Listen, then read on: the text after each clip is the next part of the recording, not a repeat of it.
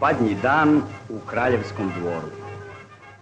U duhu narodnog običaja, visoki domaćin, njegovo veličanstvo kralj, njegovo kraljevsko visočanstvo knez namjesnik Pavle i knjeginja Olga na svečan način primili su Badnjak i Badnjačare.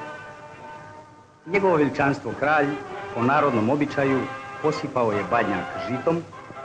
Posle toga mlađi oficiri iz svih vojnih jedinica uneli su Badnjak u dvor, gde su ga položili na razgorelu vatru u kaminu.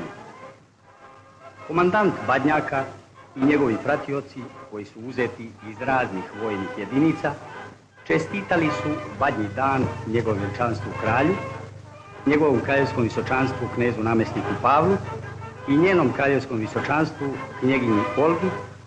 Zatim su svi Badnjačari u prisustvu visokog domaćina posluženi po narodnom običaju vrućom rakijom i vinom.